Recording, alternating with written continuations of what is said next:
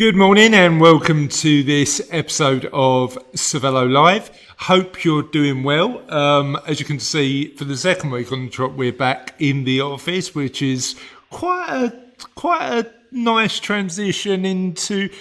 Charlotte's next to me. She's shaking her head. I don't think she's too keen about being in the office. But yes, we're back in the office. I hope for you, life is transitioning a little bit further back to normal. On today's Cervello Live, we're going to be talking about two things. Number one of my favourite subjects, we're going to be talking about money and how it relates to happiness. And I'd be interested in your thoughts, comments, ideas about this. But there's some amazing research around money and happiness, particularly how you spend it to make you happy as well. Not only how you accumulate wealth, but how to spend it as effectively as possible. And we're going to be talking a bit about that. We're also going to be talking to our guest today, who's scared the life out of me because he thought he was being interviewed at 11. It's Elliott. How are you, mate? I'm very well, thanks, Chris. Yourself? Yeah, good. Thank you for literally petrifying the life out of me because honestly, I was like, where is he? But you're here, and that's amazing stuff. So thanks for jumping on. I really appreciate it.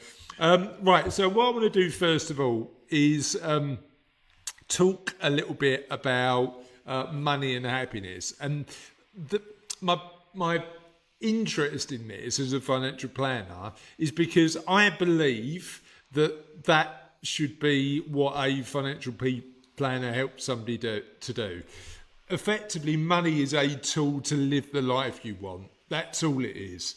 And certainly sometimes when we have conversations with people, part of that conversation is helping them define what they're looking to achieve in their lives and seeing whether their current financial situation allows them to do that.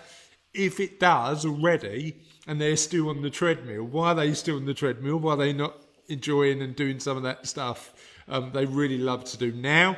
But if there's still work to do to help them achieve that financial independence, how can we get them there to live the life that they want? And I think those two subjects are really important. But there's loads of really good research in terms of money and happiness, and some of that I want to share with you today. Again, we are live and we're talking mortgages with Elliott in a little while. So if you've got any mortgage related questions or you've got any thoughts about the conversation we're going to have about money and happiness, comment live. We'd love to hear from you.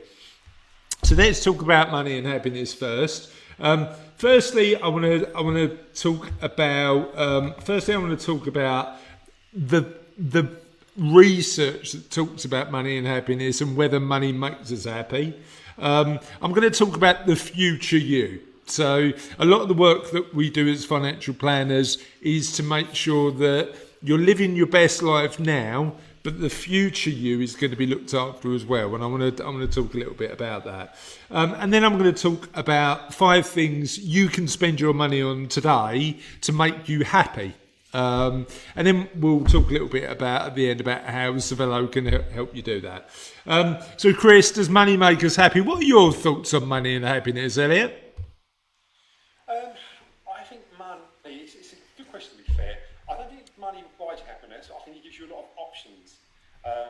And the options that's when you can sort of really invest into the option and obviously, especially for me personally, it's all about the family. Yeah. If you've got a bit of money in the bank, I'll spend a bit more time with the family. We can do nicer things. Yeah. Yeah. Again, I mean, it certainly gives you options, but actually, you make a really important point. Financial independence gives you the option of time, and certainly the time is the most finite resource, right? Time is the bit that you can't get back. I've got a 16-year-old, I've got an 8-year-old. I'll never see that age again. Do you know what I mean? In my kids. So it's important to focus on the time as well as the money. But the research tells us something really interesting. The research tells us that money contributes to happiness, but there are some pretty surprising limits. So what happens is that money has an impact on how happy you are. So if you haven't got any, it has a negative impact on your happiness because you're always worrying about money. But as you get more and more, it tapers off. And the research they've done says that there's an income level where money, having more income, has very little impact. Elliott, do you want to have a little guess on what that income level might be? What was it, 40,000?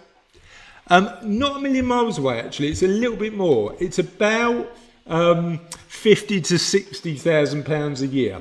Now, interestingly, there's other factors that come into play in terms of making us happy. One of them is just your attitude to life. So if you're a annoyingly naturally positive person like me, money has less impact to my happiness because, as I'm accused of, I'll stay optimistic and positive normally through most things. So I think money has an impact, but the threshold in terms of where it makes a difference is between 50 and 60 grand a year. And part of that was based on research by a guy called Abraham Maslow, who was the founder of a thing called Maslow's hierarchy of needs. And what he found is psychological and safety needs, if you don't have them, you can't then move forward. Love and belonging and self-esteem and respect are next. And then it comes to, if you've got, you've got food and shelter and you've got employment and personal security and you've got friendship and you've got respect, then your life becomes a little bit more about being the best you can be. But it's certainly more difficult to be the best you can be if you're worrying about paying the bills, putting a roof over your head, and putting food on the table. So part of that is, like, on those basic needs, money is essential. Like sort of food on the table, a roof over your head, personal security, employment, money is essential. Esteem and love and belonging, money can help in terms of that. But then when it comes to the really important stuff, the stuff that makes our lives meaningful, self-actualisation, actually money's irrelevant. It becomes less of an impact. And that's why having loads and loads of income or loads and loads of wealth actually for a lot of people becomes less important the wealthier they get.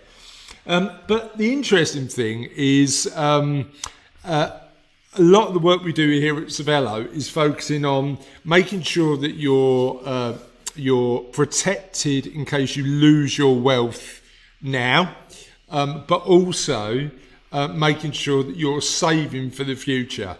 And there's a really good guy that I know, Rohan, who runs a financial planning business, and every one of his clients he sends a little postcard to. His business is called Postcard Planning. And he sends a little photo of a photo of them now, and then a photo of them potentially 30 years in the future. Now, Elliott, you won't be able to see this, but you'll be able to see this on replay. I've used an aging app to age myself 30 years, and I'm just going to get Charlotte in just very quickly to give me an immediate reaction. Charlotte, do you want to see it on here? Oh, he can sit on there. She's got a delay. So that is me, apparently, in 30 years' time. Now, I don't know what's happened to my face in that 30 years, but it's probably the scariest photo I've ever seen. But interestingly, the idea of doing that is to help people understand that not only have you got to look after the you now, you've also got to make sure you look after the future you. I want to talk a little bit about how we actually spend money to make us happy. And one of the important points there is understanding the science behind it. And there's an amazing book called Happy Money, The Science of Happier Spending, one of my favourite books by Elizabeth Dunn and Michael Norton. And the research that I'm going to talk about is all in this book, worth picking up.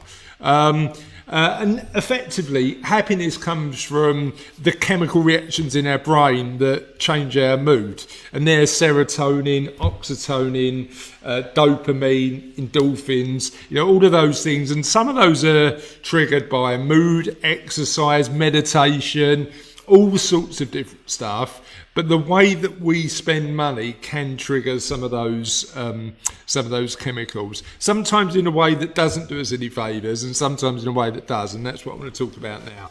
So, number one is engage in experiences more than stuff. So, I have this conversation with Cassie all the time, funny enough, Elliott, because Cassie says to me, can we get a new sofa?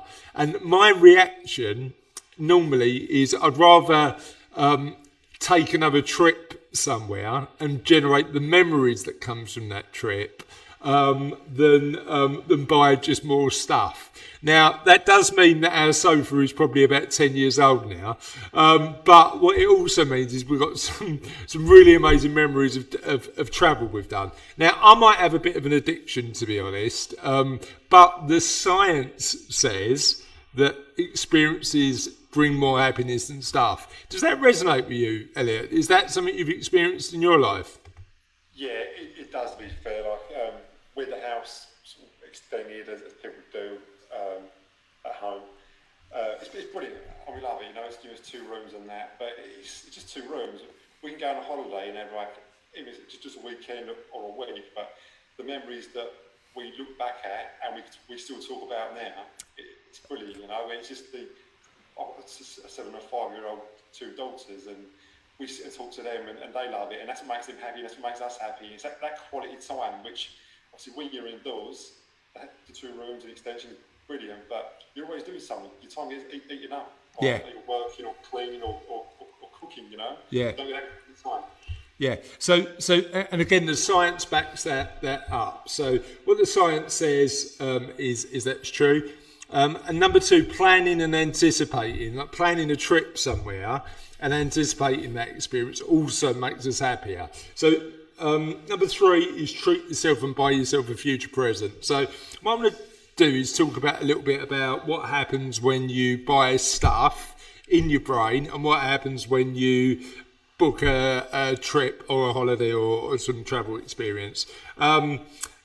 Firstly, dopamine is the chemical that I'm going to be talking about, the chemical in your brain that drives that happiness. And what happens when you buy stuff is dopamine goes up, and then very, very quickly it goes down again.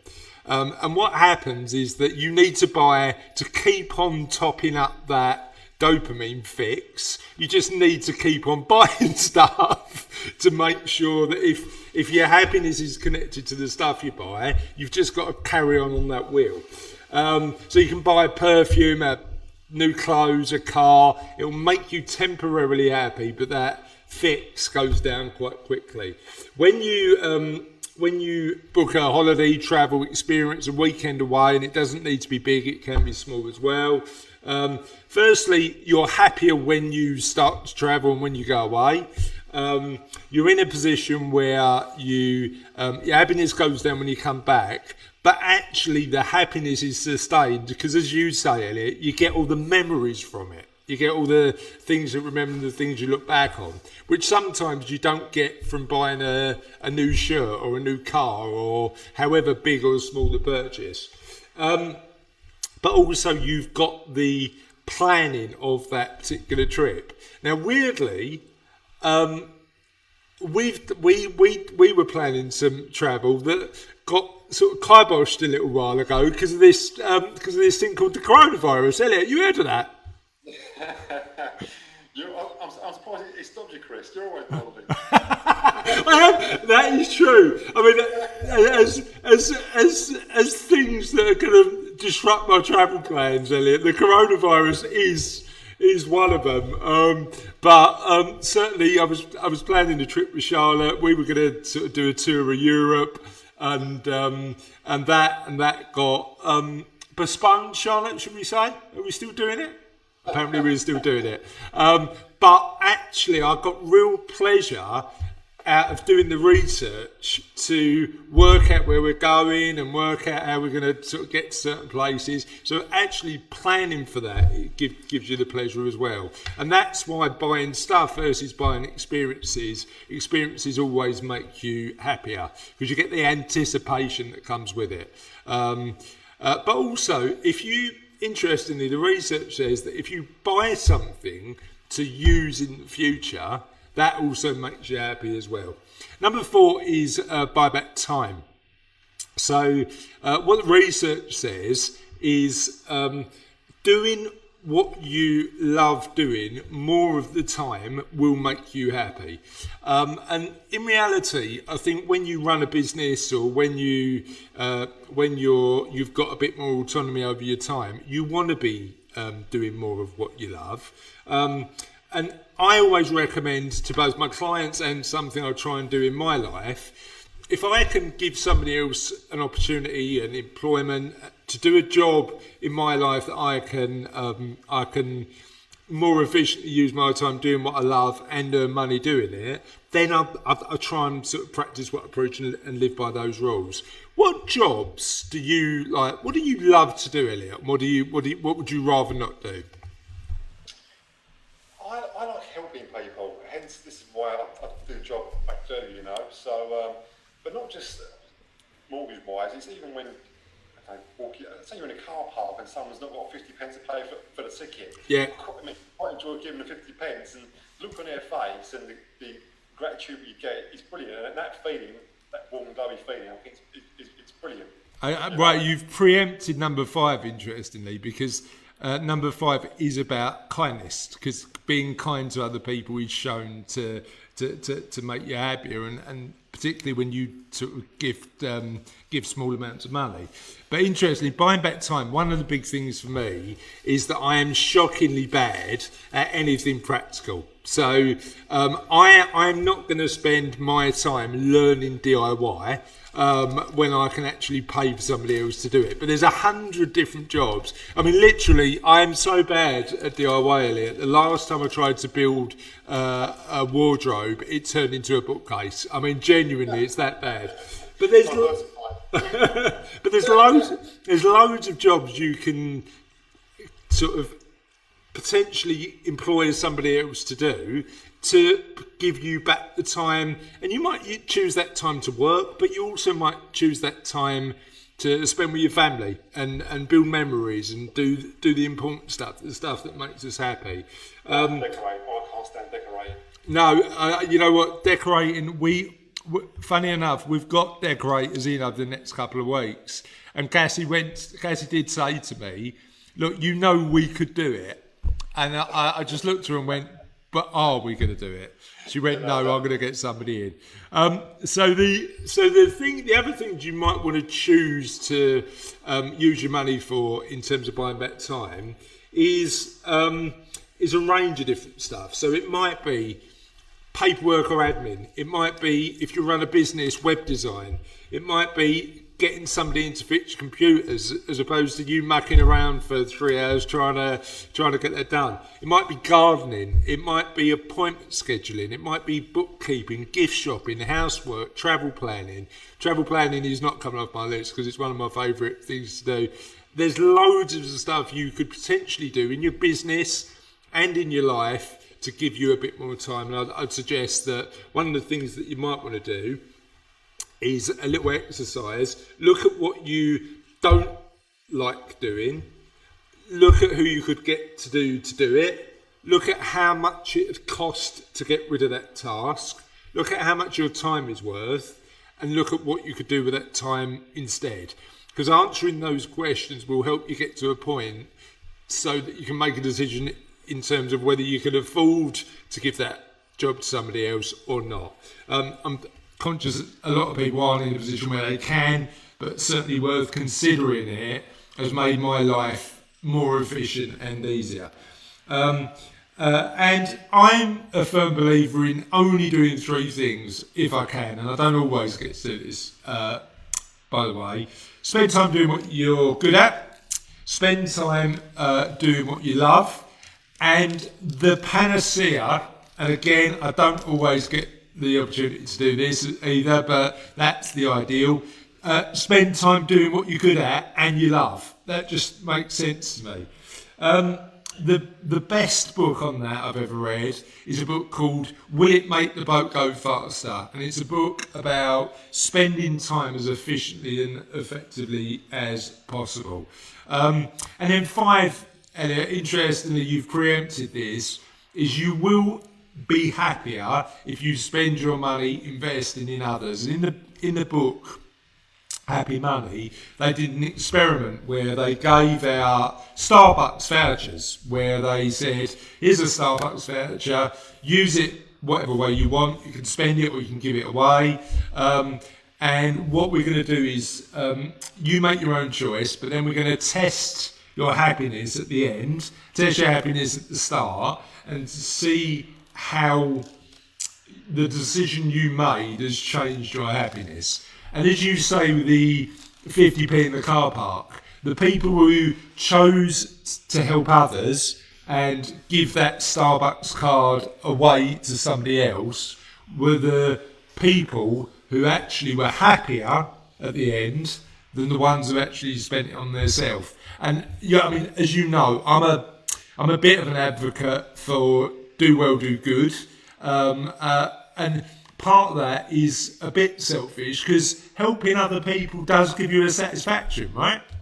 Oh, it does, yeah, big time. Yeah. So certainly they're the 5 ways that you can make people happier. As some of you may know, I run a podcast with my daughter Charlotte called The Kindness Project, and we talk to people doing awesome stuff in the world and sharing their stories. And part of the reason I want to do that is because that makes me feel good. I'm halfway through writing a book about the Kindness Project at the minute, and you can find out a little bit more about that at www.kindnessproject.co.uk. That guy there is a guy called David Hamilton, Dr. David Hamilton, who's the foremost psychologist on kindness and the importance of kindness. Give his work a look, Google him, and he wrote a book called The 5 Side Effects of Kindness, which is an amazing scientific based study of why kindness should be part of, or more of a part of, all of our lives. So how at Cervello can we help? Our job is to help make sure the future you is financially independent, so you don't need to worry about money again, but also focus on bringing the meaning to the money, because the money on its own is nothing. It's a tool to help you live the life you want. And part of our job is to ask you the questions to uncover what you really want to achieve in your life. A lot of the work we do is through Introduce, so we speak to a lot of accountants and coaches and lawyers, and we are mortgage brokers and will writers, and we do loads of work with their clients as well to support them and do that. So if you've got any questions, feel free to let us know. Hopefully that was useful and there was a bit of an insight there. Elliott, what I'm going to do is get on to talking to you specifically, but before we do that, tell us a little bit about you. Right, okay, well, I'm a mortgage and protection advisor. I currently live in Billericay with my wife Katie and my 2 young daughters, Darcy and Francesca, who are 7 and 5. They keep me on my toes, big time. I'd imagine. And What's... Love it. It's the best thing I've ever done having kids. Well, I didn't actually have them, the wife did, but that's away from looking on. Yeah, well, that would have been an interesting innovation in science, wouldn't it, if you actually had kids. What's homeschooling been like? The homeschooling's been interesting, to be fair. I'm a lot more calmer than what Katie is. But you sort of, everyone's got a level, haven't they, you know? And so with the kids. I think, first of all, we put quite a bit of pressure on us, really. So to sit down every day and do X amount, get this done. But I think we probably overestimate how many hours of actual learning they do at school. Yeah. And it's probably a bit more fun at school as well. We're trying to do a bit of work as well and homeschool. You kind of, this is just enough hours in the day and concentration levels when you're 7 and 5. But yeah, it's been interesting. the homeschooling. Yeah, it's a bit of a challenge. I think for me, I've got a newfound respect for teachers because you realise how, like, sort of trying to get one 8-year-old to focus on doing the work is a challenge. Trying to get a classroom full of kids is more tough. I don't know because with my two girls, there's a bit of a gap, so I don't know whether. Has it been easier because they're closer together? Do they help each other, or do they tend to distract each other in your house? They do both, to be fair. It's really cute to see because Darcy being the eldest, she can read, but she's not a fluent reader. And Francesca's she's at that sound now doing a phonics, so learning her sounds, and Darcy's stepping in to help her with books and that, which I think is really great, and it's quite amazing to see, really. But at the same time, like, Darcy might be sitting there trying to do some work, and then Francesca will come over and just like nick her rubber or nick her pencil, and then before you know it, well, freeze kids up, isn't it? You know? Yeah. They're fighting each other, and then you've got to step in. Yeah. It's still fun and games, but it's fun, you know. I'm not going to get time back again with these two. So well, that's been a nice thing about lockdown, right? You know, the fact that you can spend more time with your kids. Charlotte's looking at me and going, "No, that's not been fun at all." Is it, Charlotte? What have I done wrong? So tell us a little bit. I know you said you're a mortgage and protection advisor. Tell us a little bit about what that practically involves day to day. My day to day is obviously helping people who want to purchase a property or remortgage or basically buy their dream home. And with the other side as well, people who've got surplus cash, they might want to invest in property and to receive a second income. Obviously, I have a lot of clients come to me who basically have got a property. Maybe the last couple of years they may have come into some financial difficulty. They might have £50,000 on credit cards, you know. And it's my job to sit there and help them and obviously take them through a journey, and there is light at the end of the tunnel. So they can sleep at night, you know. So I quite recently with £50,000 on credit cards. I helped them refinance that, and now their monthly outgoings has been reduced, and they can start to live their life again, you know. But that's why I do the job, because I enjoy helping people and make some people's lives easier. 100%. I mean, I think you're right. When it comes to delivering advice, and as you know, our approach is holistic. You know, we look at everything, but we don't deal with the transaction that involves mortgages, which is why we work with people like you. Part of our remit is helping our clients live happier lives and lives with less worry, because debt can be a concern to a lot of people, right? Oh yeah, big time. A number of my clients come to me with debt in the background, and not so much debt, it's got defaults and that, and obviously they get a default from a bank, for example. A lot of people just don't know where to turn. Yeah. So we are now transitioning to whatever the new normal is. We're coming out of lockdown, and we're in a position where the market I'd imagine was a bit different during lockdown and is now moving back to normal. What's happening in the market at the minute? Well, I wouldn't totally agree with you there, Chris, but this week's been a bit of a turn, really, taking a turn for the worse for some reason. Obviously, pre-lockdown, lenders were going up to 95% loan to value, which basically means if you purchase a property of £100,000, the bank will lend you £95,000 of that purchase price. Which was great, but then with the start of lockdown, lenders basically, some lenders come out of the market totally to stop taking new applications at all, and then all the others basically scale back their maximum loan to value, so 70-75% loan to value. Then about 2-3 weeks ago, a handful of lenders, they sort of dipped their toe in the water and started introducing 90% loan to value. So I thought, oh, brilliant, we're getting back to some normality. Right. And then start of this week, those lenders have basically withdrawn their products again. So the maximum loan to value at the moment is 85%. Okay. Frustrating for us advisors. But the reason why the lenders are saying they've reduced it, for example, you've got a call. They were one of the first lenders to go back to 90% loan to value. And their average sort of lending would be £17 million a week. Well, they have smashed that, and then they're doing £25 million. Right. So they're saying obviously they can't cope with all the additional clients and the extra lending. So they've scaled back and obviously service their clients now, and then hopefully within the next 2 or 3 weeks, well, the product's back to 90%. I suppose the other thing we've got to remember is that we're still early in that recovery period, aren't we? So I'm wondering whether as things revert back to a bit more normality, whether the market will level out again. What are your thoughts? Yeah, I totally agree, to be fair, Chris. I think within the next probably 4 weeks, lenders will start to introduce their loans and values.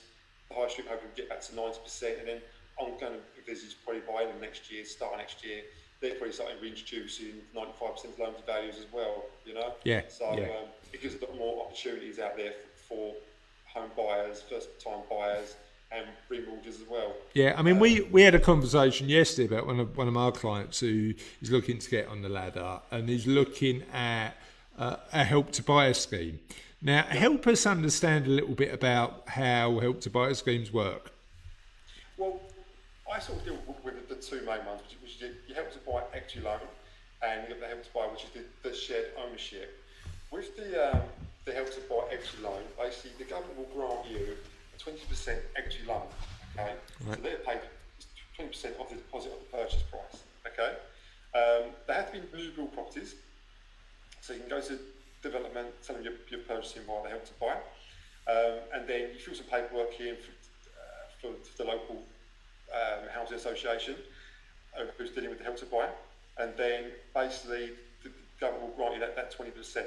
Right. With that 20%, after year 5, there will be a percentage that you have to pay back, an interest rate that you have to pay back on that money you're borrowing. I think it's around about 1.72 or 1.79%, okay.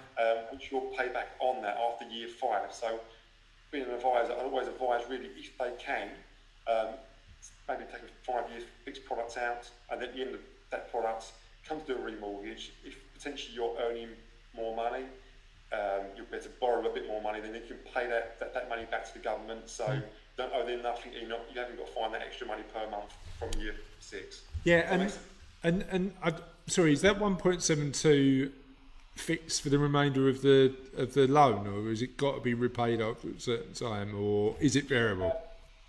It basically changes. So after the 6th year, it creeps up each sort of year. It does. So you want to get short of that 20% as soon as you can, really. Right. Otherwise, the longer you leave it, the higher the interest rate increases. Elliott, quick question: does that 20% count towards somebody's deposit? That's exactly what it is. Yeah. So what it is, the government lends you 20%, and then all you need to do is find a 5% deposit yourself. Right. Okay. Really good. And talk to me about first-time buyers and what tips, from your experience of sourcing mortgages for first-time buyers, people should sort of listen to make sure they're fully prepared for that experience. I think that the best tip I could give a first-time buyer is well before you're looking at purchasing property, download your credit report. Check your credit report first of all. See if there's any late payments you've been unaware of, or something that's happened but you thought that wasn't a big thing, but it's on your credit report. So it could be a big thing when it comes to lending.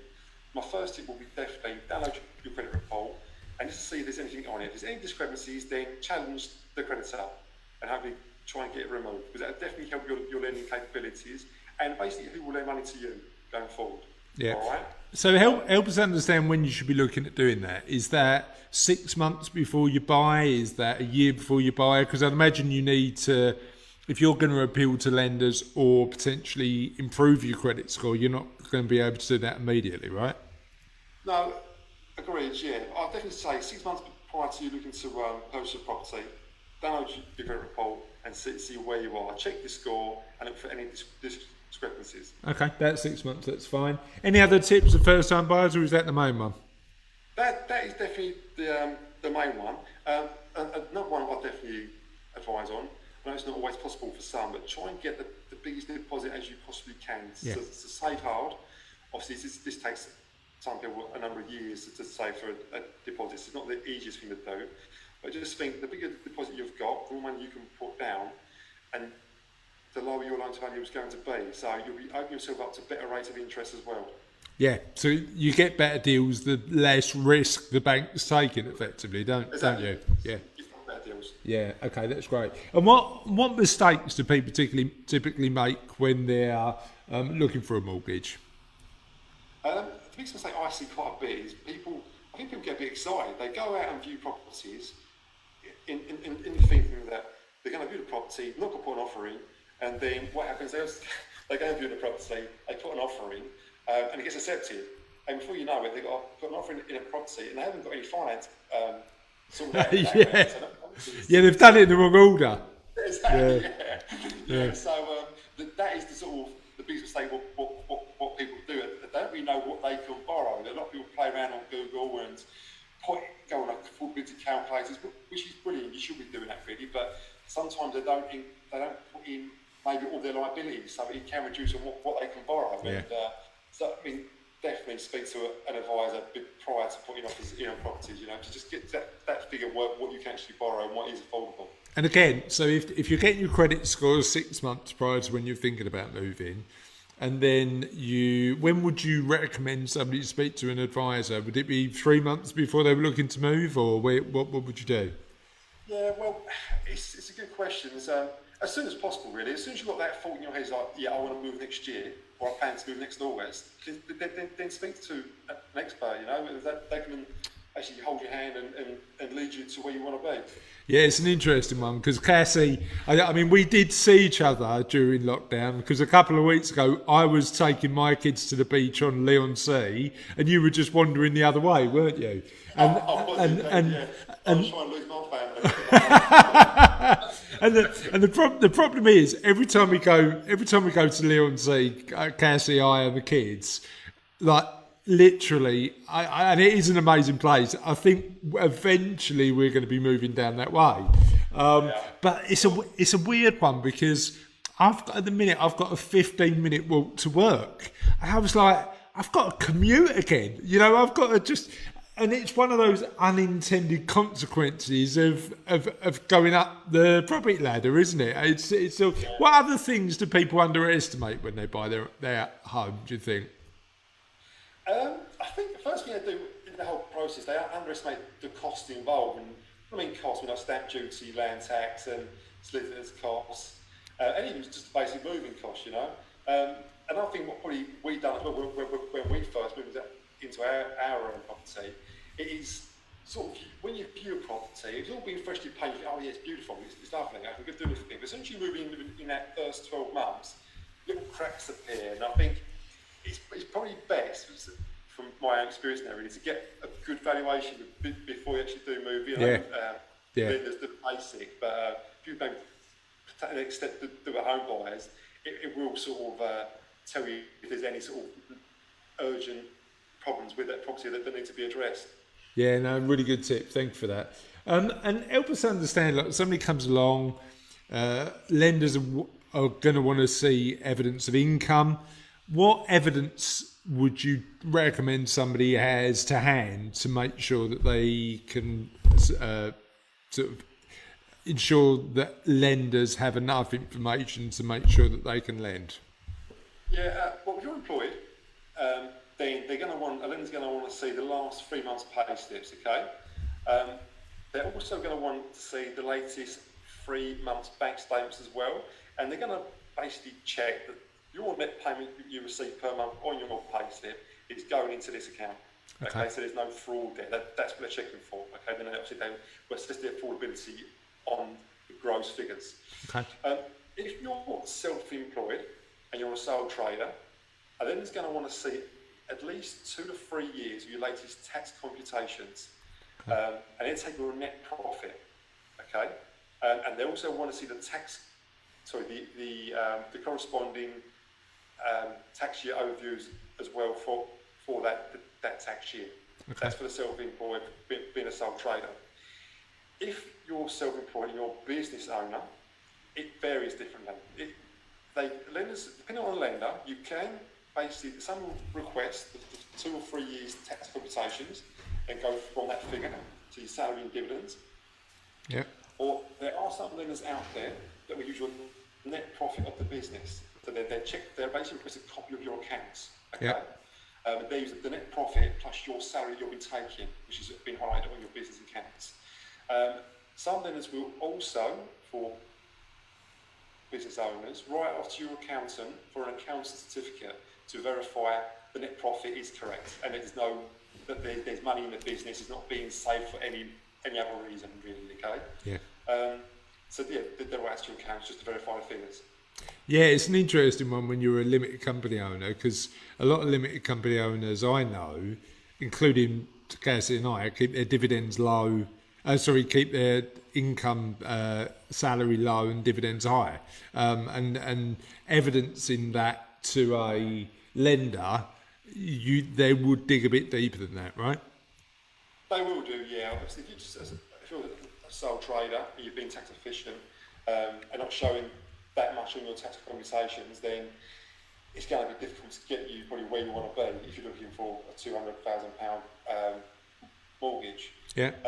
Obviously, they're using them figures, so that's where I can really sort of add a bit more value. Really, is that I can work with these self-employed people and sort of advise them and their accountant of what figures they need to be showing. Obviously, that's not dictating what they need to be showing; they're going to show what they earn.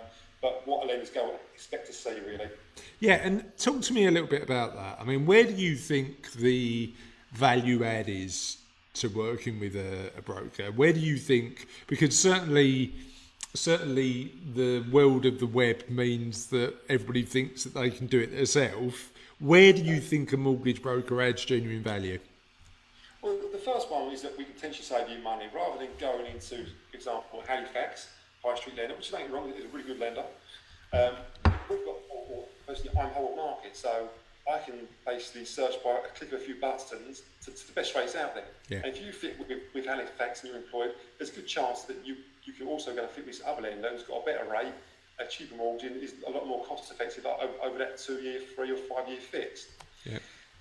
Secondly, so first of all, we can save you money. Secondly, if you are self-employed, mortgages when you're self-employed can be a bit more tricky. Obviously, some lenders will want to see the last 2 years' figures and average the last 2 year figures. But there are lenders out there that will take the latest year's figures. Okay, right. So they won't average; they literally take the latest year's figures. Again, Joe Public isn't going to know that unless they phone up the 20 lenders to ask these questions. They're not going to know that. So that's where I can definitely help in saving you time and money. Well, it goes back to that thing we were talking about money and happiness earlier on. You know, are you going to want to? If you're a mortgage geek like Elliott, you might want to spend your time doing that. But genuinely, is there a better use of your time doing something else? And that's where it comes to employing somebody to support you to do that job. So that's fine. Help me understand a little bit about, I suppose it's been interesting coming out of lockdown in terms of this. Help me understand where the buy-to-let market is at the minute. The buy-to-let market is quite an exciting market at the moment. First of all, products-wise, a lot of products have been pulled because of the coronavirus, but they're starting to get reintroduced back into the market. But what we're seeing now with a lot of investors, rather than investors just doing the standard buy-to-let property and renting that property out, we're seeing a lot of people now purchasing the larger properties, maybe the 5 or 6 bedroom properties, and they're turning these into HMOs. Right. Okay. So basically, what HMO is it's a house of multiple occupation. So rather than letting one family out a 5-bedroom house, they're letting out individual rooms and then charging rent on those individual rooms per month or per week. So basically, investors make a lot more money out of this. Okay. So a lot of lenders now are getting wise to this, and they're introducing products for HMOs, which is brilliant. Okay. And it just educates the investor a bit more as well. That lenders are actually seeing this is a big thing in the market. Also, another big thing in the market at the moment is service accommodation. So these, rather than just doing a standard buy-to-let, these are corporate lets. So banks may basically use your property to put up their staff in through certain weeks of the year. Or even Airbnb. Someone's now got products for where you can let your property out to Airbnb, which is very unusual. There's only a few lenders that actually will allow this. I mean, it's really interesting though. You talk about Airbnb. we've got clients who have got space in their homes and actually generate a residual income from Airbnb. Now, you've got to be comfortable with all of the implications that come with that.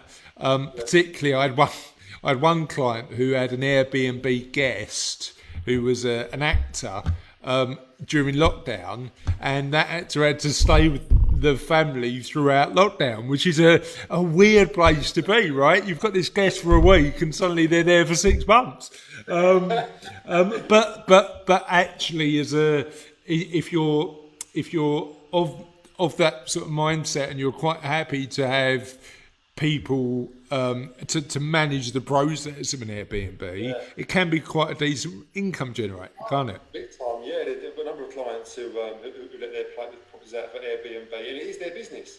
Yeah, Money out, you know, and it means that they can give up potentially their day-to-day job and basically invest in property, you know. Yeah. That's what they're doing. Yeah, in terms of that, how easy is it to lend on a buy-to-let?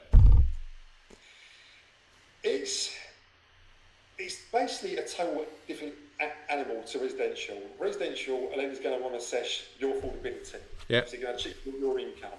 With the buy-to-let market, some lenders have a minimum income requirement of £15,000. Some have £35,000. Okay, and there's even some in the market where basically no minimum. So that when you talk about minimum income, are you talking about the individual's minimum Correct, income? Yeah. So right. they want to see that if you're employed, that you do earn at least £15,000 a year. But there is another few lenders out there will have no minimum income. How do they assess the revenue you're going to get from the rent? That's it really. What they do, they take the rent from what the property is going to achieve. They process this rent into a thing called an ICR calculator, which is the income cover ratio calculation. What every lender has. Every lender's one differs, and it spits out a figure of what they will lend on that product. Yeah. Okay.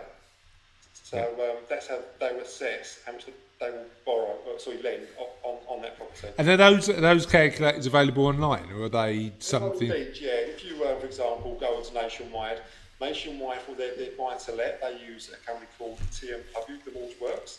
And you can go on there and go to calculators. They'll ask you how much you want to borrow, how much does the property achieve in rent per month, press enter, and they'll spit out. Job done.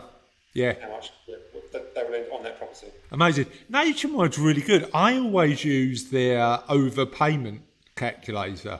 I don't know what makes Nationwide so good at just simple, easy to use calculators, but they seem to have loads of them on their website, right? Yeah, they do. Yeah, I must admit, my own mortgage is with Nationwide, and I can't speak highly of them enough to be fair. You know. Yeah. Bits and bobs as well, which is quite surprising for being a high street bank as well. Yeah, well, I suppose they're one of the only mutuals still in town, aren't they? Are they still a mutual? Yeah, they are. Yeah, they are. They're still good society, aren't they? Yeah. So thank you for that. I really appreciate that. There's plenty of insight there for anybody who's looking to buy their first home, looking to get on the buy-to-let market, looking to move to Lee like me and Cass in a couple of years, something for everybody there, which was amazing. Help me understand where people can get in touch with you if they need help with their mortgage, Elliott. Yeah, no problem. I'm contactable. I've got a LinkedIn page which tells a bit more about myself and basically my background. I'm also on Facebook, so you can drop me a message directly on LinkedIn or Facebook. If not, obviously email or call. You can email me at Elliott, which is ELLIOTT, at Arigal Consulting, which is ARIGAL consulting.co.uk, or you can drop me a call on my mobile, which is 0778 903 8477. Obviously, if you just want a quick chat, see where you are, how I can basically help you really. Obviously, always happy to help people. Amazing. Thank you so much for that. I really appreciate that. And that's it for another edition of Cervello Live. Hopefully that was really useful. I hope you have a lovely remainder of the day, a lovely weekend, and we'll see you next week on Cervello Live. See you then. Bye.